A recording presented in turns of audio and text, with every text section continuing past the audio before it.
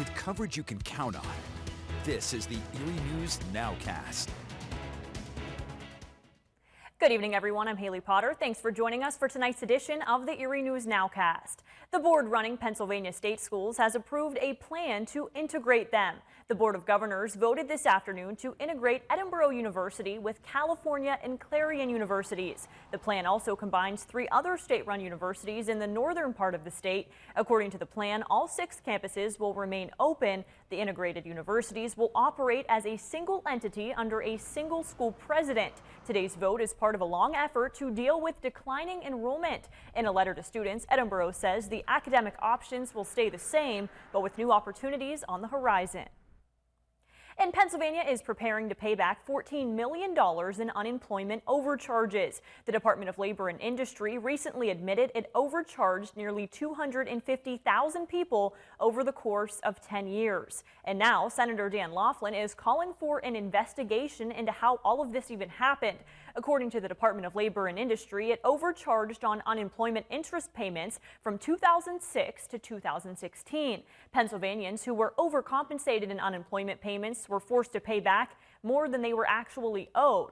The department says 80% of those impacted are owed less than $50. And despite the amount, Senator Laughlin says the fact that this happened for a decade is unacceptable, and he wants an independent agency to investigate. The cover-up is often worse than the actual crime. You know, Governor Wolf's administration wasn't even the one that was initially at fault. So you would have thought as soon as he found out, he would have corrected that, because to continue the overcharges is just makes no sense to me as a reasonable person. So I was stunned by that. And the Wolf administration sent out a statement saying, in part, as soon as the incorrect interest rate was discovered, the agency began working to identify, calculate, and return the overcharged interest. And only on Eerie News Now, in the year and a half since Eerie Coke closed, you might have forgotten about the site, but its owners have not. An Eerie News Now investigation has uncovered that Eerie Coke is trying to make money off of the site while you pay to clean it up. Our Ethan Kibbe has the story. For months, environmental cleanup teams worked at the Eerie Coke site, rarely seeing or hearing from the company that owns the once busy property.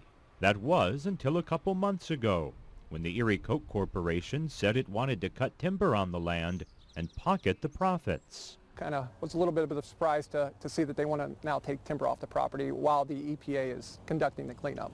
The idea of timbering raised concerns among environmental agencies, and it raised eyebrows among community members who've heard nothing from the company since it closed the plant in 2019. There would not be that much money that would come from even going into that timbering. So it's like a last stab or an act of desperation. But the problem stretches well beyond the bank.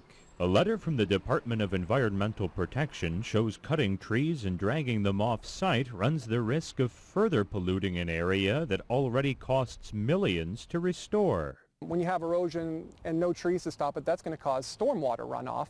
And again, if we're not certain of the pollution levels that could exist here, there is potential for that pollution to make its way down to Lake Erie in these stormwater runoffs. So the DEP and the Environmental Protection Agency tried to stop the timbering. They hope a written letter gets the job done. But even though they're cleaning the site, our investigation found the state and federal government don't control it. The plant's owners still do. Eerie Coke does in fact still own the property. They own all the rights associated with the timber and the other minerals on site. So, and currently they have the right to do with it what they please. So if the company does cut trees, it could pocket the money, while taxpayers spend millions to fix its polluted land. The most frustrating thing is it's on our bill. You know, it's a public tab. A tab that one day may total tens of millions of dollars over years or decades of work. And we've reached out to lawyers for Eerie Coke, and we've called several numbers associated with Paul Safran, who owns the site. We're yet to hear back on the company's side of this story.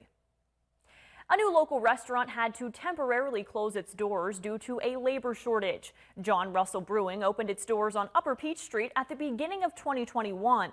Their restaurant offered a brewery experience while people enjoyed their meals. Co-owner John Melody says they had to temporarily close this restaurant and move their employees to other UPIC 6 locations, including Pier 6 on the Bayfront. He says it was a tough decision to make, but he says that it's for the best. This was a kind of reallocation of resources, so to speak, and like I say, a tough decision, but it had to be that, and you know, we're just, hopefully it's a temporary thing and it's consolidating things so as we're stronger going forward. But Melody does say that brewery production has ramped up since they had to close their doors. Our Elsbeth Meisner has what that means for the business coming up tonight on Erie News Now at 11.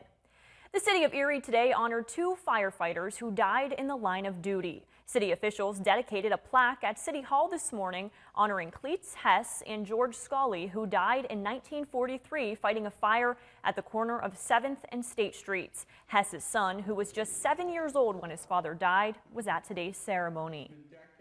He worked for public safety of the public, and he left at night and never came home, just like they say about some of those guys. And I'm proud of him, and I'm also proud of all these firefighters and policemen and emergency care people that do what they do.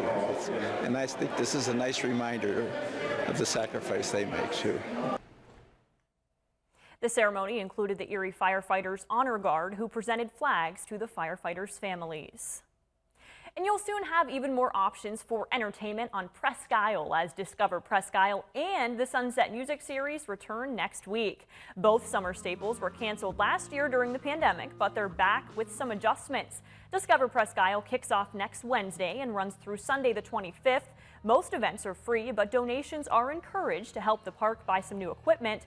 And on Wednesday, the first of the 4 concerts of the Sunset Music Series kicks off at Beach 11.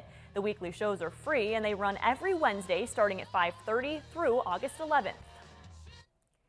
And we're officially counting down to the 2020 Olympics in Tokyo, but some local dancers are already counting down to the 2024 Paris Olympics. That's because the Olympic Committee announced breakdancing will be the newest addition to the Olympic Games starting in the summer of 2024. Today, I caught up with some local dancers and learned some breakdancing moves too. The dancers tell me a lot of people think breakdancing is just a form of street dance, when in reality it takes a lot of cardio, choreography, and creativity. They say it's more than just dancing, but a cultural step in the right direction for the Olympics. I'll have that full report coming up on Erie News Now at 11 o'clock. Thanks for joining us for the Erie News Nowcast. Join us for our next news at 10 p.m. on the CW and 11 p.m. on WICU and WSEE. Have a great night.